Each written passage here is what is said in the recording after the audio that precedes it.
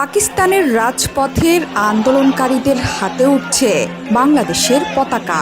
তুমি কে আমি কে বাংলাদেশ বাংলাদেশ স্লোগানে মুখর চারপাশ।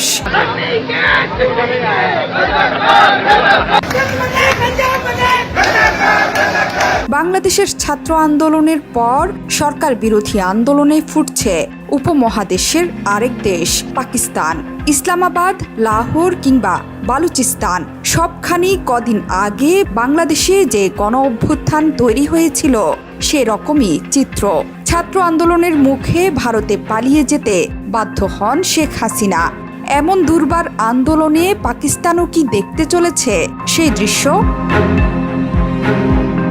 পাকিস্তানে বর্তমান সরকারের পদত্যাগ ও সাবেক প্রধানমন্ত্রী ইমরান খানের মুক্তির দাবিতে এক সপ্তাহ ধরে চলছে আন্দোলন সংগ্রাম। দেশটির গণমাধ্যমগুলো বলছে বাংলাদেশের সাম্প্রতিক আন্দোলনে প্রভাবিত হয়েছে শিক্ষার্থীরা, তাই তো তাদের মুখের বাংলা স্লোগানে প্রকম্পিত পাক রাজপথ। উর্দুর পরিবর্তে সবার মুখে মুখে বাংলা ভাষা।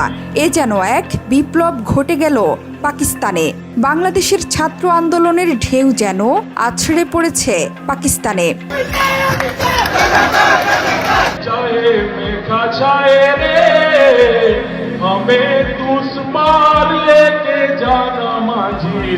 পাকিস্তানের জনগণের হাতে শোভা পাচ্ছে বাংলাদেশের জাতীয় পতাকা। শুধু তাই নয়, পাকিস্তানের রাজপথে বিক্রি হচ্ছে লাল সবুজের পতাকা।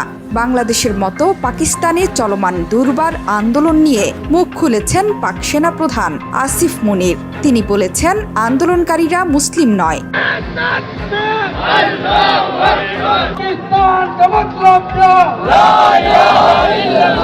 আন্দোলন দমনে বাংলাদেশের মতো পাকিস্তানেও ইন্টারনেটের গতি ধীর করে দেয়া হয়েছে।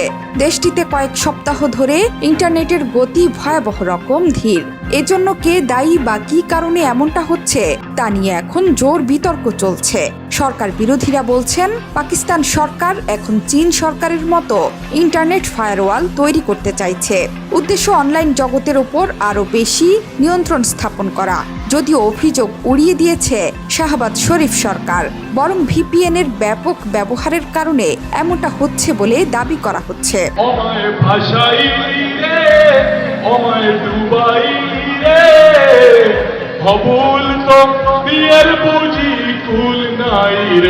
গেল 9 আগস্ট বাংলাদেশ থেকে অনুপ্রেরণা নিয়ে পাকিস্তান জুড়ে সরকার বিরোধী বিক্ষোভের ডাক দিয়েছিল পিটিআইর ছাত্র সংগঠন ইনসাফ স্টুডেন্টস ফেডারেশন। সামাজিক মাধ্যমে দেয়া পোস্টে বলা হয়েছে, পাকিস্তানে মানবাধিকার লঙ্ঘনের বিরুদ্ধে আন্দোলন শুরু করেছে ইনসাফ স্টুডেন্টস ফেডারেশন। বাংলাদেশের ছাত্ররা যেভাবে ফ্যাসিবাদী শাসনকে উৎখাত করেছে, শিগগিরই পাকিস্তানের ছাত্ররাও পরিবর্তন আনবে।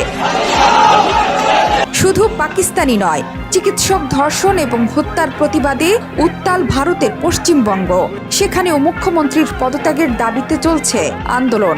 বাংলাদেশের আন্দোলনের এই ঢেউ ক্ষমতার জালে নিষ্পেষিত জনতাকে যেন নতুন দিনের স্বপ্ন দেখাচ্ছে।